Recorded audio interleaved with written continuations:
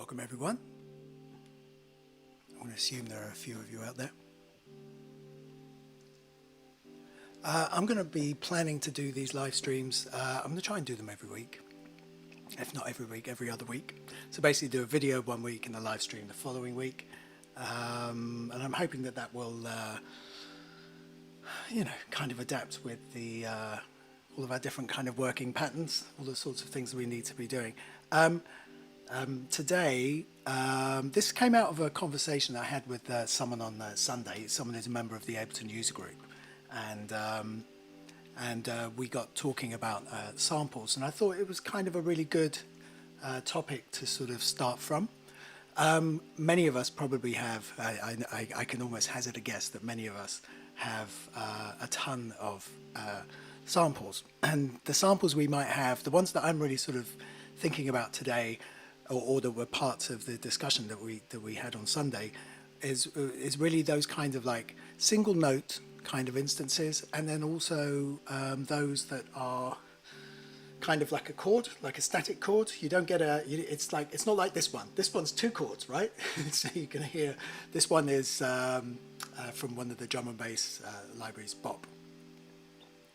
So what you have here is essentially a two chord kind of sample. We can make it into a single chord sample by essentially singing it to simpler and then topping and tailing it. So we could do that. But the question then is really, well, what do we do with it? We know that we can get it mapped onto a keyboard and we can move around, but really, what are we going to do with that kind of static sample? So in many ways, the kinds of our approaches might actually be quite similar if we're dealing with single notes and with chords, and it's about managing the context that we want the sample to be heard in. So, put simply, if we had a single note that was on the note of C, then we could put it with something that is also C, like a bass line that's C, right? We could do that, and that will work. But we could also have the C as part of, say, an A minor chord, and then that would make it a minor third. But then we could also have it as a major third if we put it in A flat. And then if we put it as a major seventh, it would be D flat. And if we put it as a minor seventh, it will be D minor 7, or D minor 7 flat 5, or D7. It could be any of those sorts of things. And really the question is that how can we kind of develop the bones to be able to just kind of go, off the top of your head, go, well, it's in D, so I can do X. So my whole kind of general kind of thrust in terms of trying to get you to these places, I don't really want to show you reams of harmonized major, minor scales, exotic scales and everything else. What I want to do is say, look, this is what people do. And to be able to then relate that to what other people do, like other successful producers, recording practices, songwriters, whatever it is. It doesn't matter whether we're going to listen to a Quincy Jones kind of string track from the 50s, or we listen to a Quincy Jones string track from Michael Jackson era, right? It's the same brain, right? They're still going to behave in the same or similar sorts of ways.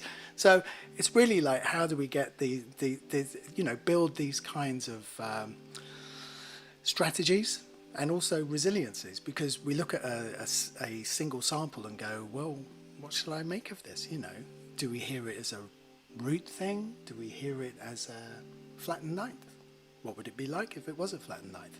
Do we have the sufficient confidence to basically go, I'm going to hear it as a flattened ninth?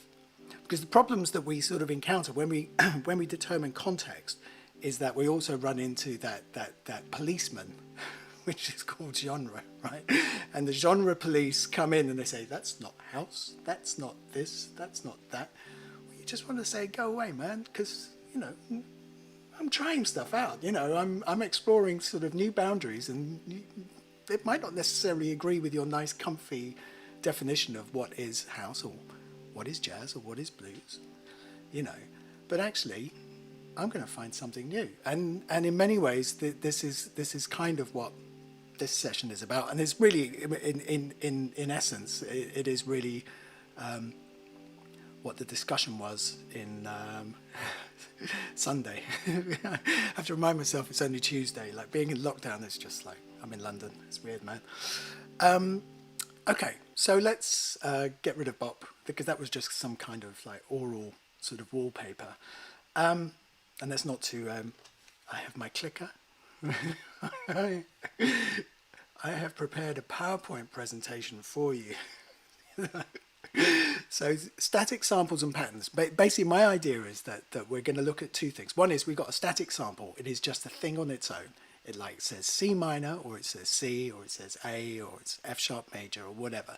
And you go, you are useless to me just like that. So what can we actually do?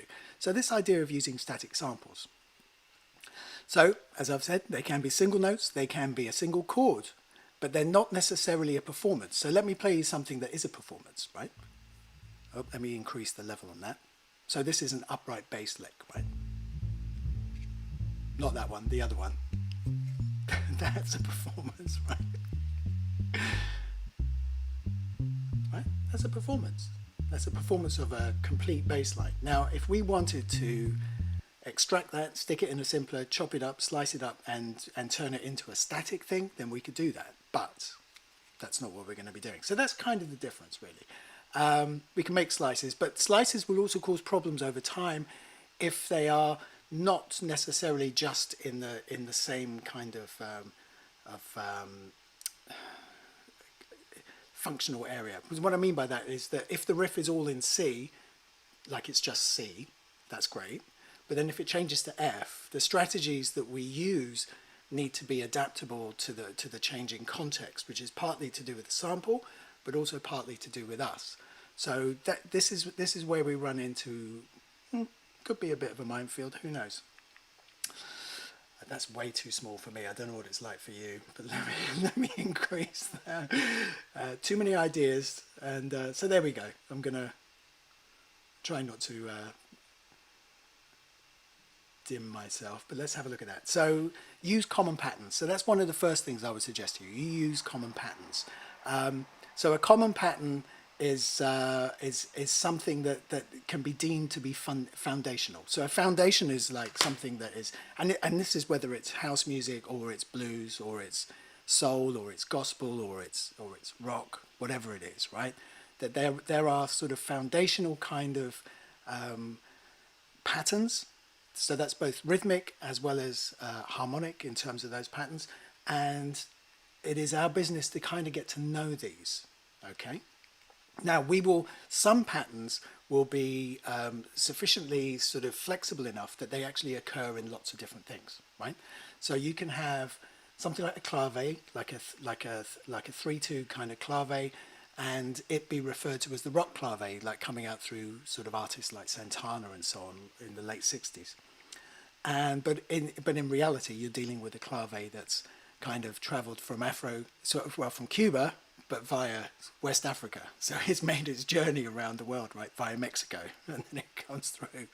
So you're dealing with that as as one of the propositions that we have. We need to learn this kind of stuff because they are foundational. They turn up in so many different types of sound, and whether that's kind of bashment, Afrobeats, whatever, it's turning up all the time. So we may as well learn these patterns, kind of get on board and go, okay, I know the foundational stuff.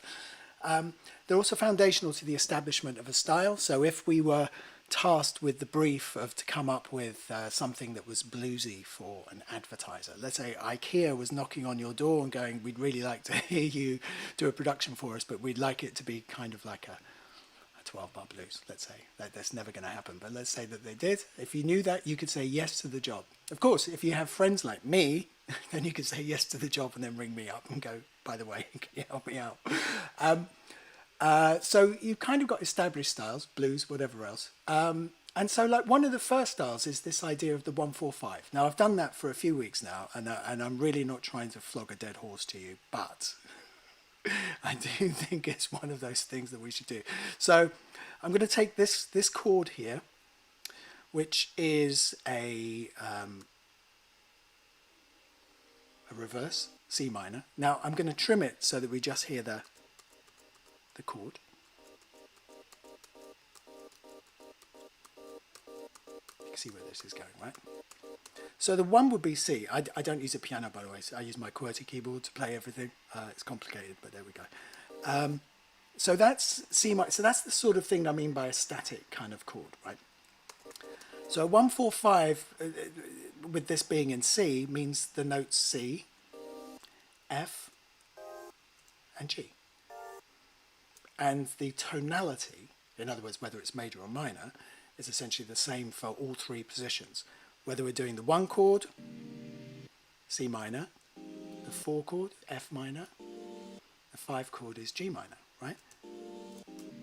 And we can kind of make a riff. We can do that if we want to. But that doesn't really kind of fit in the pattern. That's something that's much more peculiar or particular to us, right? So that's the sort of thing you'll do there. So in the clip window, so we're going to have C. Let's say we're going to do C3. So I'll bring the, so that's C.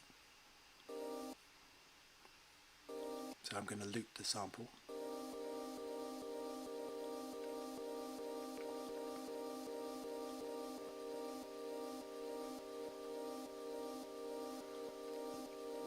It's difficult sometimes with samples because when you loop them, they also imply a certain rhythm to them as well. So you kind of want to find that place where it feels like it. That's not too bad because basically the sample roughly restarts about halfway through the bar. Okay. So that's what we have there. So I'm going to duplicate the loop and I'm going to put that up to F. Here we go. And obviously we're going to get those sort of sample kind of adjustments up to the G. Let me take the PowerPoint out of the way there, and let me move out of the way as well, so you can see everything there. Right, so we have that. So we can do that sort of thing, which is like this 145. Now that's one kind of type of patterning that's available to us, and what I'm not trying to do is necessarily send you down an ultra conservative kind of rabbit hole, and that says that you're gonna write music like Ray Charles used to write or something like that, even though that's really good. It's just that there's something foundational about these sorts of progressions, and you'll find them especially at the early stages of different styles of music. So you'll start to sort of recognize those if you've been around for long enough. You will start to recognize them, right? I mean, if you go and listen to Cashmere Cat, Victoria's Veil, if you listen to that, let me put that in the chat.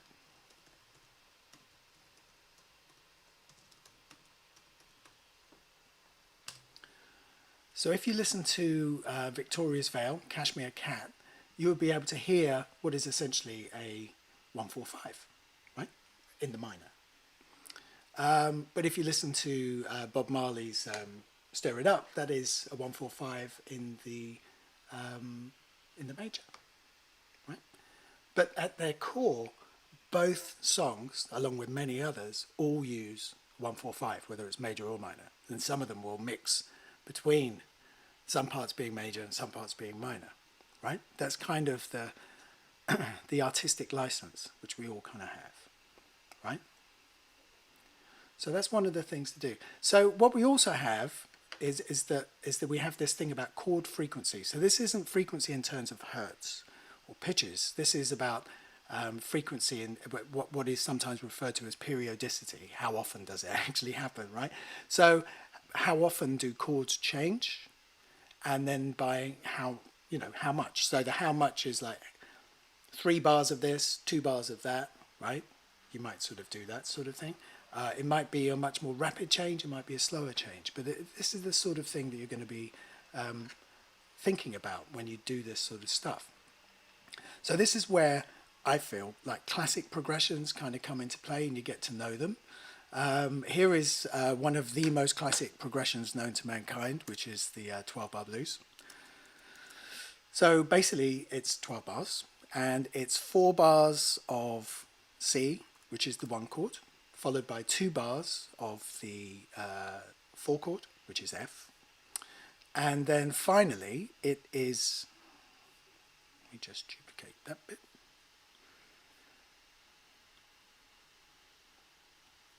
just going to wipe out the rest of those there. And then what did I do in this one? I did 1 of G, 1 of C, because they can go in lots of different ways, and then 2 bars of C. So this is the idea now. So what we have here is a 12-bar sequence following this 1-4-5 pattern. 4 bars of C, 2 bars of F, 2 bars of C, 1 bar of G, 1 bar of F, 2 bars of C. And yes, I'm going to make you sit through it.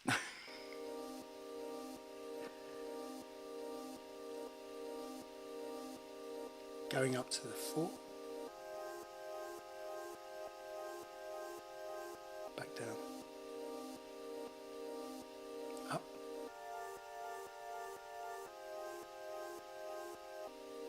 Okay, so we got those little kind of sample kind of accommodations. Let me change the warping and see if that will give us something, give us a bit more to kind of work with. So when you listen to, say, something like Billie Eilish's Bad Guy, that is a 1-4-5.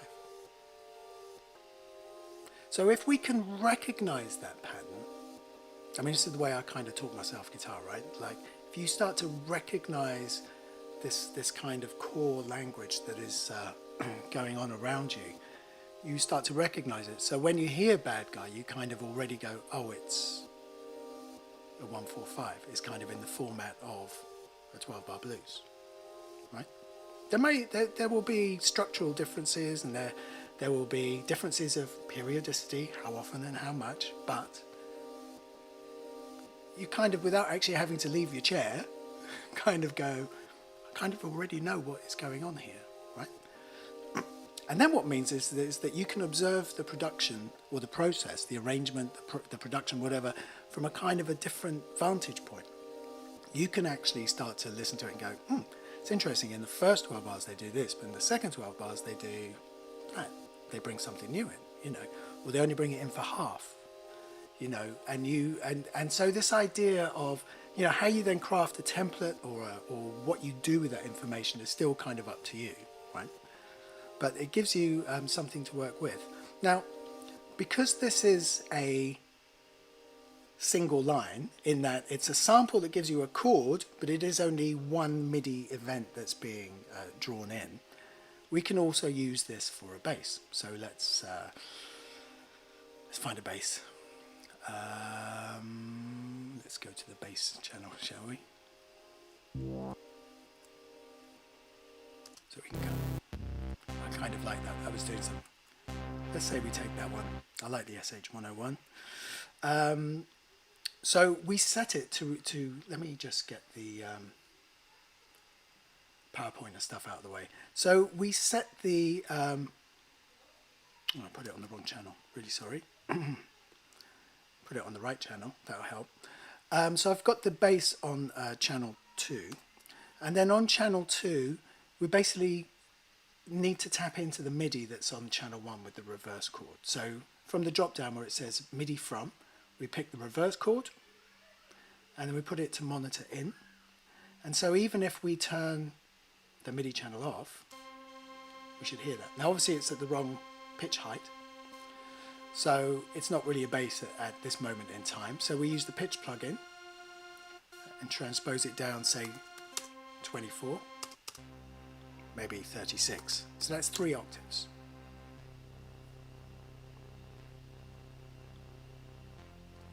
And it's going up, right? Here's the chord.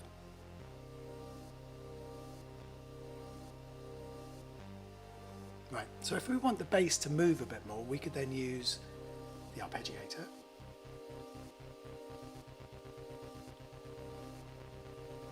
If we want that.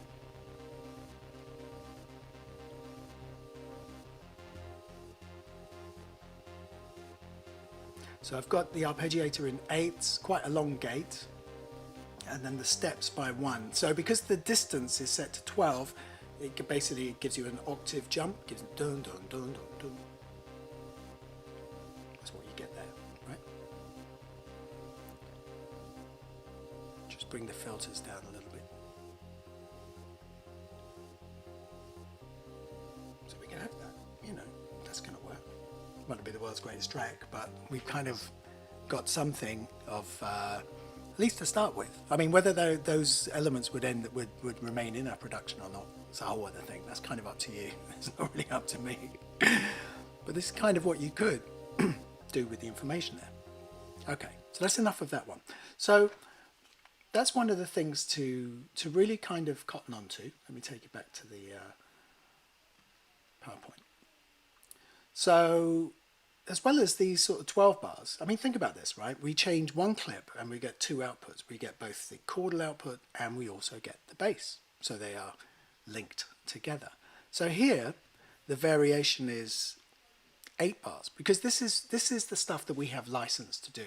We don't have to stay within the realms of 12 bars. We can take a 12 bar pattern, compress it to 8, which usually means kind of ditching things. Like you'll have to make decisions about what you keep and what you lose. But that's kind of the reality anyway. We do that in production all the time, right? So you take the F, so it goes C, F, C, G, right? And then it goes F, G. I know I wrote it, but I make sure I do the right one right. And then 2 of C. So there we go. Let's put the bass back in.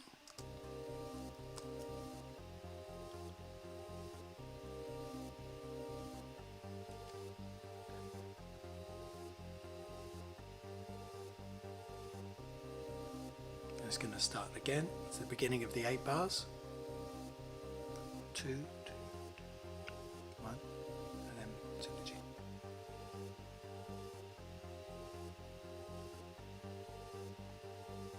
Now the other things we have available to us, so obviously we can also change the octave, right? So here we've got a G that goes up, down to the F, down. It may or may not be a good thing for the bass, I don't know. But we can try it out, right? We can also see what it's like if it just goes back to F. Maybe if it goes back to F and G, and then goes back to the C, so you don't hear the C as much, right? And back to C, F. So the harmonic sort of quality, if someone like me was listening to the track on Spotify or something, I go, oh, it's in the minor, and it's a 1-4-5 in the minor. And that puts it in a similar place as things like, as I've said before, Victoria's Veil, by Kashmir Cat, but also it puts it in places of like old school tunes like Move On Up by Curtis Mayfield.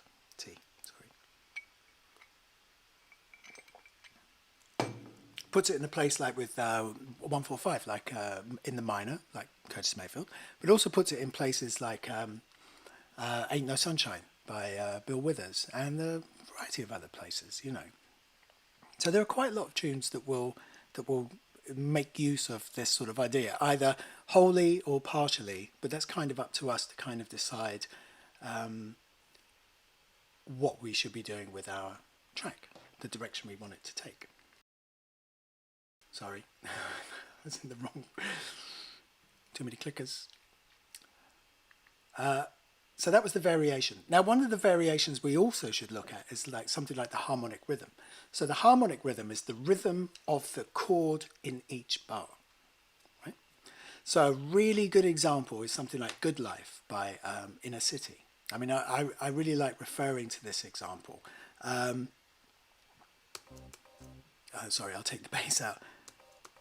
That's a bit too high, I think.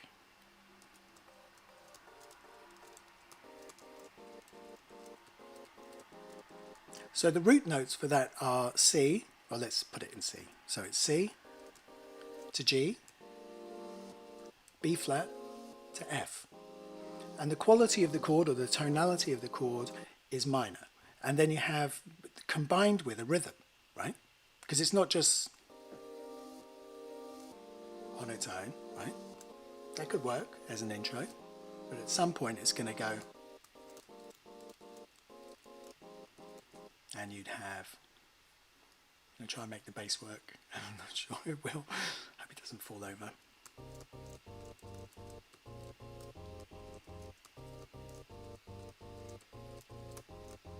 That's the idea, right? So that is a good example of taking the chord and giving it a rhythm, and then that will become the harmonic rhythm. So da da da da da. That's what we're looking at. So for you, I'm sort of suggesting, or for anyone in general, I'm really sort of suggesting that we look at something like the classic kind of harmonic rhythms. So these are things, if you've watched any of my ones on things like the step sequences, and the way that we will use the gate patterns in, or the way that we can use gate patterns in the step sequences, then you'll see me sort of outline this kind of 3-3-2. So the reason why it's referred to as 3-3-2, let me change the resolution so you can see. Let me just swap these out. I'm going to lose the camera because you can't see. Down in the corner you can see the resolution is eighth notes. So when you use, I'm on the Mac, so when you use Command 1, you increase resolution. When you use Command 2, it becomes larger. So we go from 16th notes to 8th notes. So this particular example, what we'll call the 3-2 or the 3-3-2 sort of clave, it's two sets of 3 eighth notes followed by one sort of like 2 eighth notes, 2 blocks of 3 plus 1. So let me just show you that in the window. So here, let me get rid of the other ones. So we're just dealing with the clip that's in front of us. So going through these grid lines here, these grid lines are in eighth notes. So we can see that that's 3 eighth notes. 1, 2, 3. When you look at the big blocks. Here, 1, 2, 3. And then here, oops, sorry. 1, 2. 1, 2, 3, 1, 2, 3, 1, 2, da, da, da, da, da, da, da, da. But what that will result in is basically a chords going da, da, da, right? That's the rhythm. I'm going to make the chords shorter.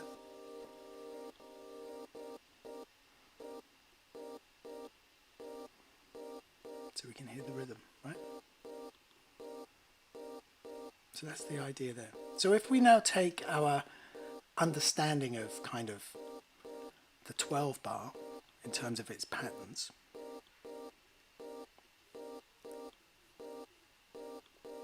so what happened in the 12 bar was that bars 5 and 6 were at F, back to bars 7 and 8, back to C, followed by bar 9, which is G, bar 10, which is F, chord 4, and then back to the C. Just crop that clip. I'm just going to get rid of the camera. Pressing space bar on the wrong computer, sorry.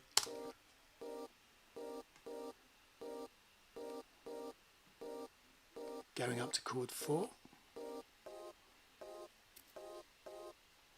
Back down to chord 1. Up to chord 5. 4, and then back to the 1. So I'm going to bring the bass back in now. So that gives us the individual eighth notes, right?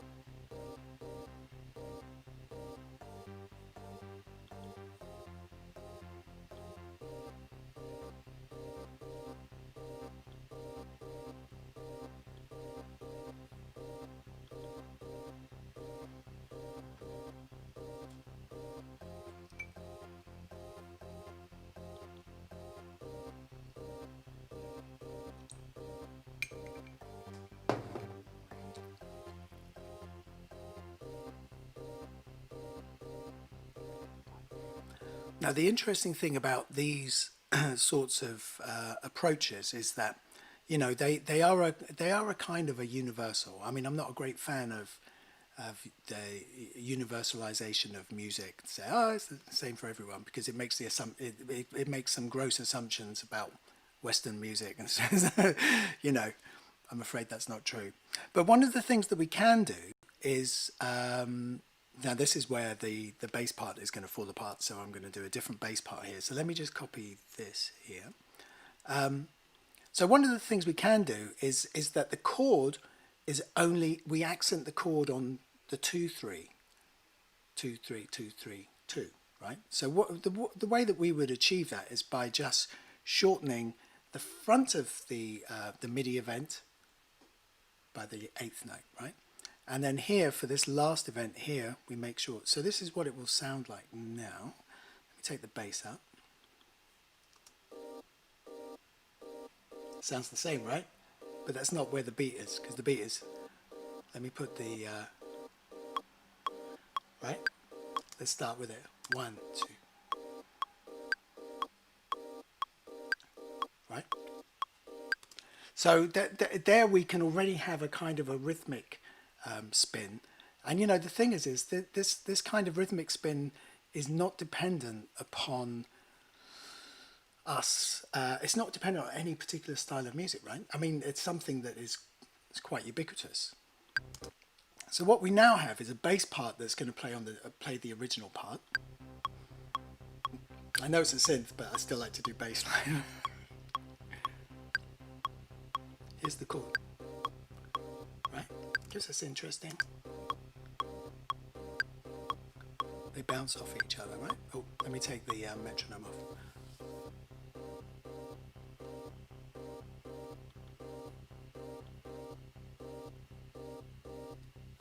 And then to that, as you can imagine, what you do the painstaking legwork of cut, copy, paste,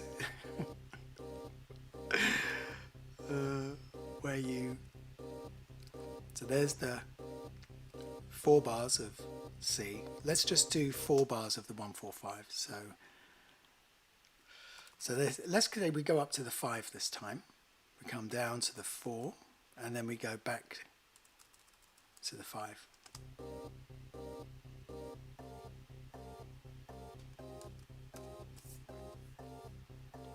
Now we need to match that here. So it's going to be up to the 5, 4, and then back to the 5 again. Right.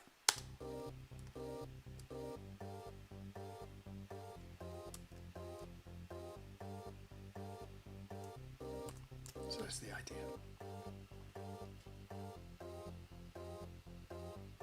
So we can do these kinds of clave patterns. You know, they need to become a part of your kind of everyday practice, really. It's the sort of, they don't tell you what to play, and they really don't tell you like how you should play it or how you should even frame it, what kind of production you're doing. You just sort of, it's like a skeletal framework that you hang an idea on, and then you chip away at it to essentially arrive at what you feel is your kind of thing, your version of the truth, right?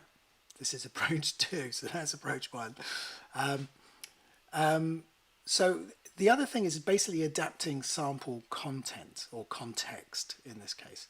So I'm still going to deal with the single chord, but we're going to make this one different now. We're going to make it last for a whole bar, which is about, let's say it's here. Okay, so we don't want any of that. Here we're going to have half a bar.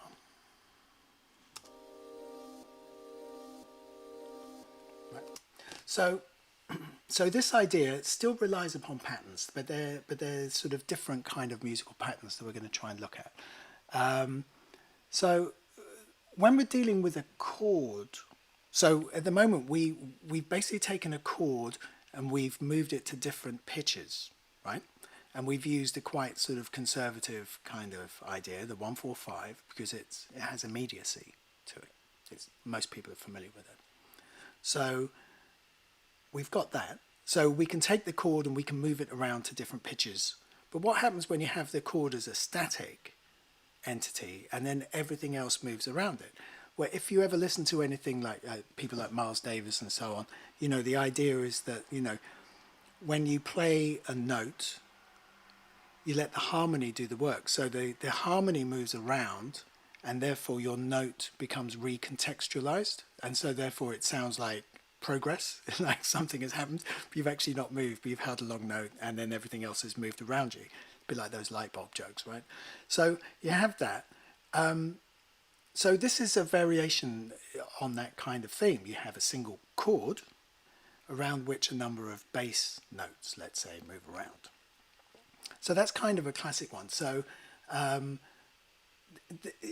when we deal with a chord, I mean, even if we deal with a single note, essentially a single note can be played in 12 different positions, right? Because it can be any note within a chromatic scale. Then you have the context, which is that, are we listening to C? It's what I said at the beginning. Are we listening to C as C? Are we listening to C as a minor third against A minor? Are we listening or hearing it as a major third against A flat? Are we listening to it as a major seventh against D flat major 7? Are we listening to it as a flattened seventh against, say, D minor 7 flat 5? Right? But not only do we have that, we also have, do we want to listen to it as a ninth? And that will put it on B flat something, right? Do we want to hear it as a sharpened 11th? So you can see that even though the chromatic scale gives you 12 slots, we have many more possibilities that any single note can be accounted for in terms of where we could place it as a static sample. We are not looking at something, we're not looking at it from the same perspective anymore. We're seeing it as almost like it's going to sit within an arrangement. We're going to position it in a specific kind of place. So this C minor, because we're still dealing with the same chord, this C minor chord, we already know what it's in C, right? So it's C minor. So I would suggest to you that getting to know these other types of patterns is kind of advantageous to you in terms of what you would do. So this is one example. So this example, C minor, it's a classic minor pattern that I'm going to show you. You can hear things like Portishead, Glory Box, if you know that song. Glory Box does it. Not many people know Lena, but R&B singer, great song, Not the Enemy. Both really worth looking at in YouTube. If you're watching this in the later after this stream, I'll put them in the links in the description below. By the way, remember to like and subscribe if you like this stuff. There'll also be the link to this PowerPoint. You know, you can download it, and you know, it's just basically a slice of thoughts, thinking. So the idea, we can essentially, if you listen to Glory Box, Portishead, you'll be able to, we can extract a couple of things from it. One is that we can say it's in the minor, right?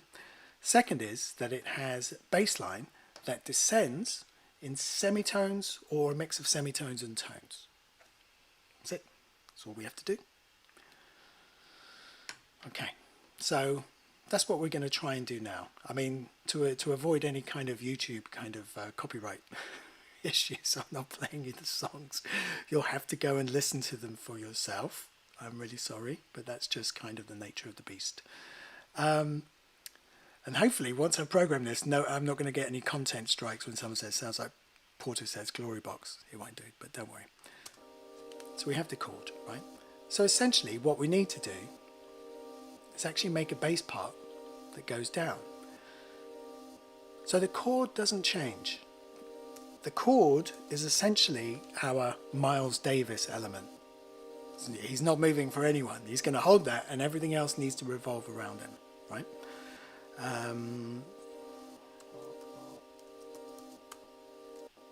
Oh, sorry. I just want to make sure. I've still got the MIDI coming in.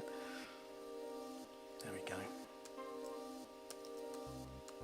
There it is. So 1 bar of C. Let me start a bit higher. So Glory Box kind of goes down like that. So it goes C to B flat, or A sharp as Ableton calls it. Luckily 11 is going to be enharmonically correct, so it will be B flat, not A sharp. You won't believe how many people complain about that. Let me change the tempo. Let's get it a bit slower. Here we go.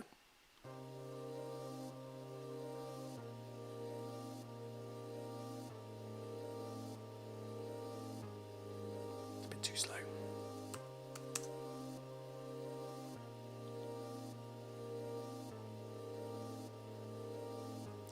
Okay, I'm just going to clean up the, take a little bit of the low end out of the chord. Just line it up against the bass.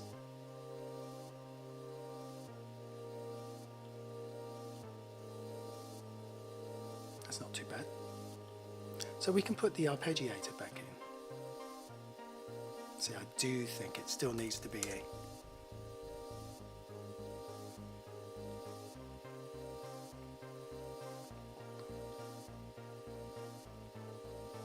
So we can have that. Okay, I'm just going to add a couple more things. There's a really good library here, which like drum drops. It's a really good library full of breaks. Maybe not that one. I do like that one. Let's take that one.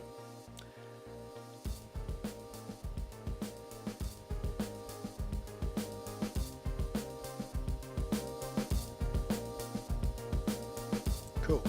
So we could also, you know, at this point you can do the same things that we kind of do in terms of productions, where we might want to use things like sidechain. Maybe we want to do some sidechain on the compressor,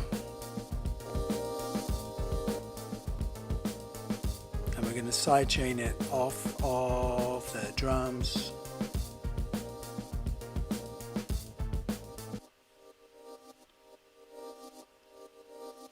EQ in.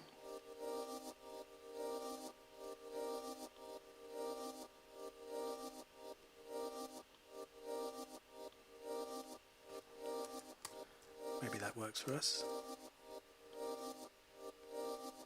Put a bit so maybe we have that. Here we go.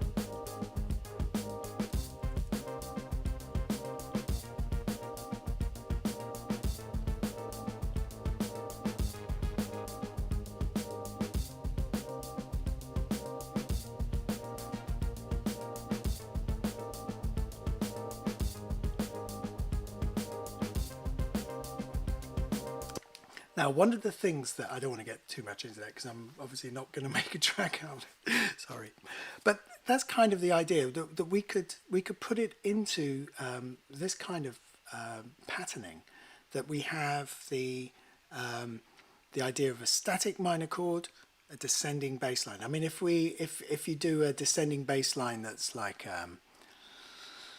Stairway to Heaven, dare I sort of say it, you know, but we could equally as much do Stairway to Heaven. Hopefully we won't, which is almost exactly this.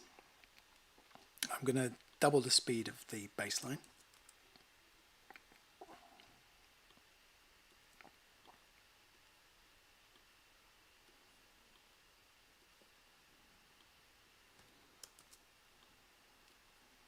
I'm going to go all the way down to the G. I know it's not quite stairway, but it's close enough.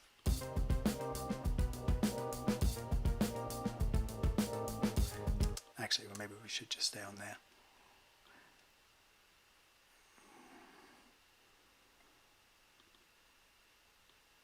Let's try that.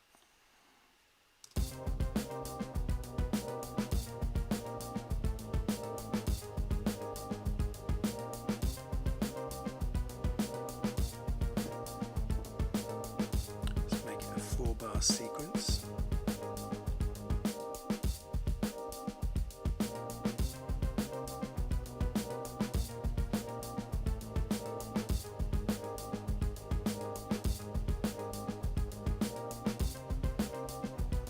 This.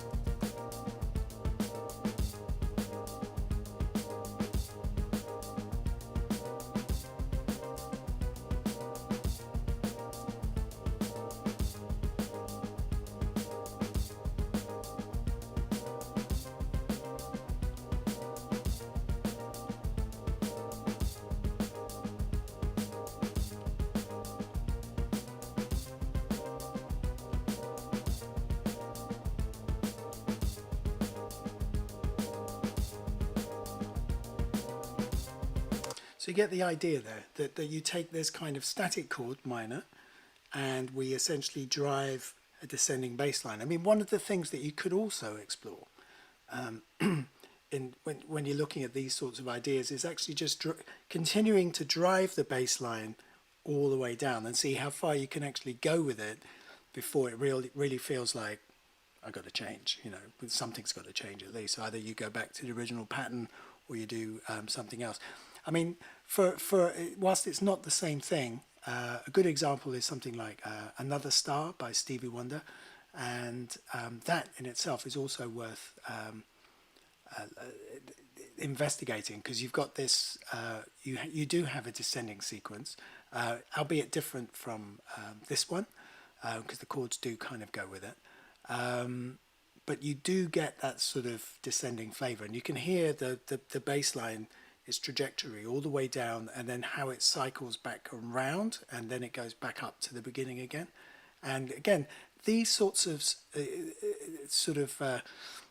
things you can look at as solutions. If we are open to them, we can go, okay, I can use the same thing as Stevie Wonder did because that will work, you know. Well, it's a starting position. We still need to make it work, because you know, just because we're doing it and we're following someone else's kind of model doesn't necessarily mean that it's always guaranteed to work. But we can, in principle, kind of start with the idea and then kind of mold it into what we want it to be. Okay, so that's kind of the that was this idea for today. I mean, it's quite a complex one. You know, what you do with a single sample. Now, I would say this, like Suzanne Ciani, the diva of the diode, the synthesizer. Like if you look at anything to do with Buchla, you'll run into Suzanne Ciani, and you know, in her interviews, she refers to samples as graveyards of sound. Now, the thing is, I understand why she calls them graveyards of sound, because, you know, they are static. We can enliven them. You know, for some of them, we want them to stay where they are. We want them to be C minor, right? Like this. But other times, we might want to hear them as something else. So just to finish, if that wasn't enough, you know, here I'm gonna play you the. So here's the C minor chord. Now this is where we start to push each other's buttons. You either go, I don't hear what you're hearing, or you're gonna go, I like what you're doing.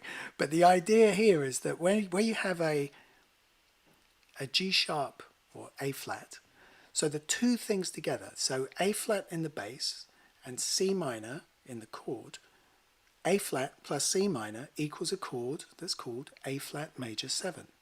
So the composite sound, the two things together, at no point is either of these elements using, like on their own, a major 7th. If you hear the C minor on its own, you go, it's C minor.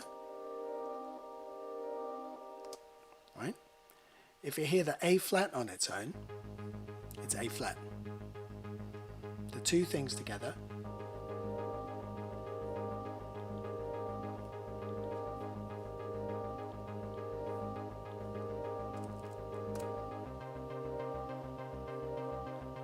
that's the C back to A flat.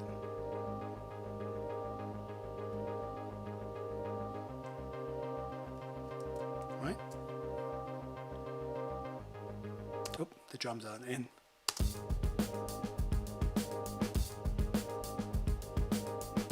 So it's still the same side chain.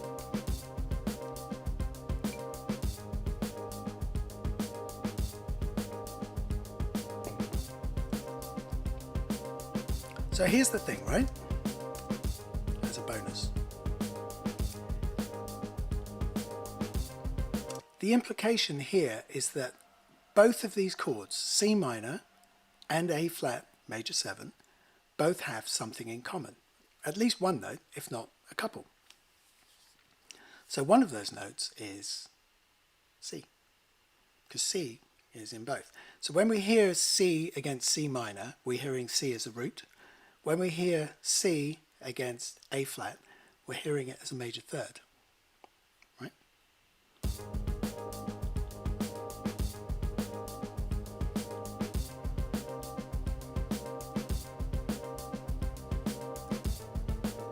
We're now hearing it.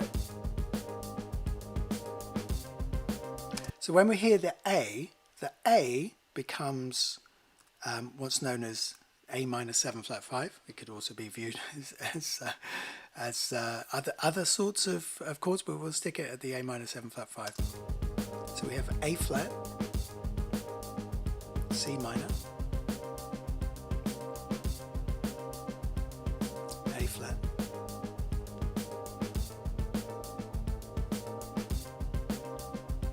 let's say we make those B flat when they come around again.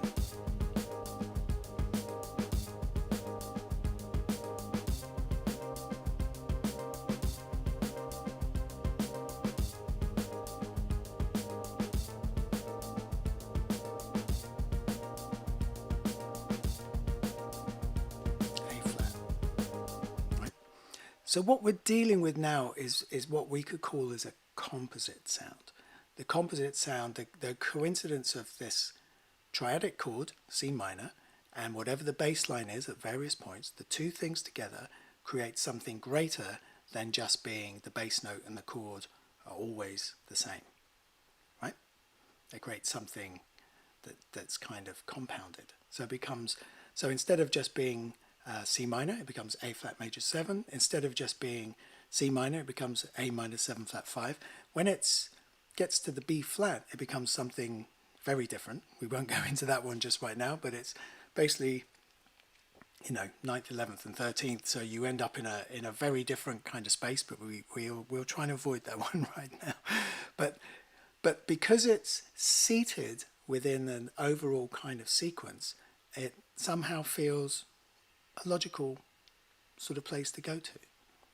Now, because C is a common note for all of those, what that also means is that you could have a high string sitting at the top there. Let's try and find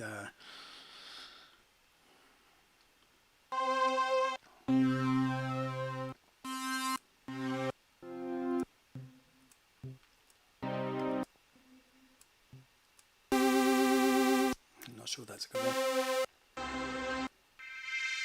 Let's try that one.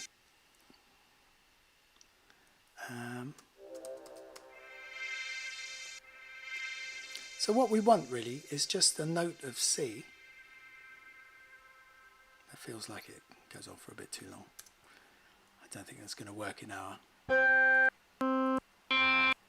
Right, okay. Let's find a different string, shall we? Or at least a note that can... No. Let's try that one. It's not quite a string. Hopefully, because it's wavetable, it won't make my computer roll over. That happened last time. It wasn't a nice experience. So here we're going to have one bar of C as a high note. Let's try that.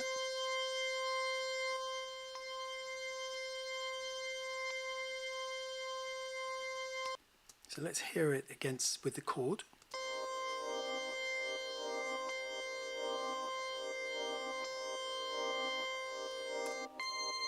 Go up higher. Hear it with the bass.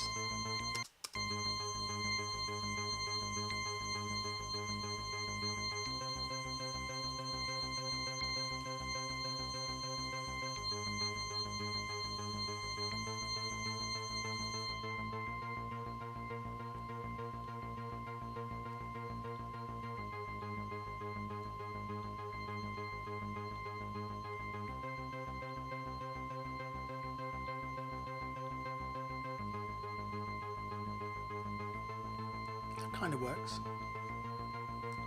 Might not be everyone's choice, but you know, illustrates a point.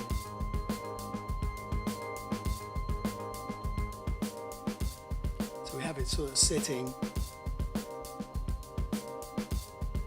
at the back.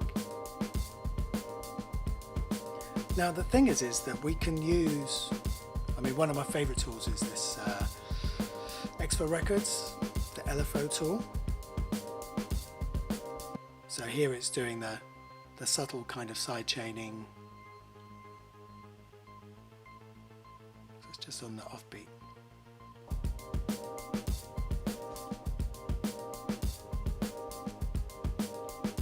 So now it begins to have its own kind of identity.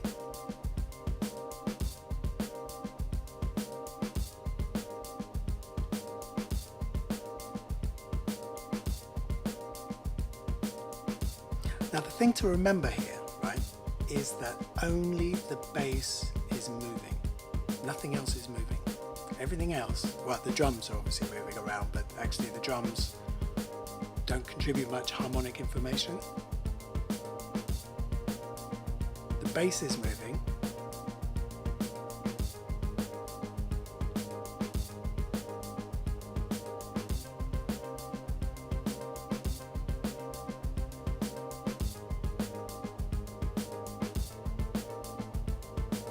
And we could, if we wanted to, you know, you can add an arpeggiator to that.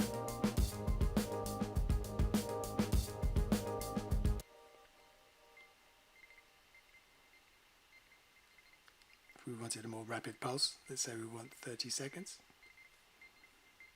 I think the offbeatness of LFO tool and this are going to clash with each other, but let's try it.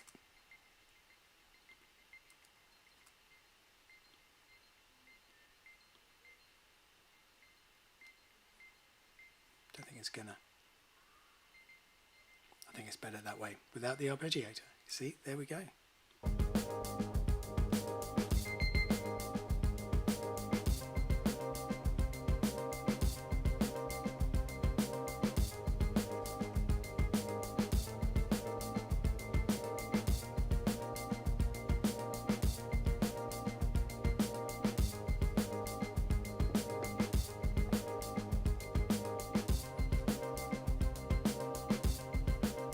So that's the idea, really, to be able to sort of take these kinds of patterns and these sorts of ideas.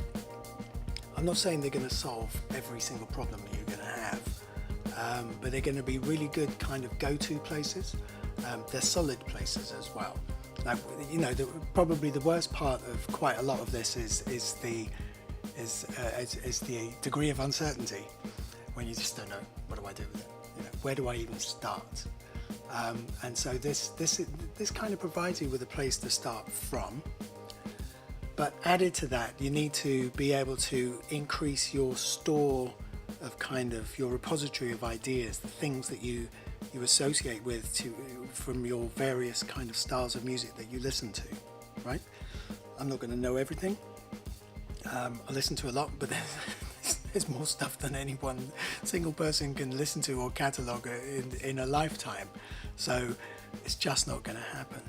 But being able to kind of listen to it, and in many ways, this is one of those things that is a problem when you do those kinds of templates.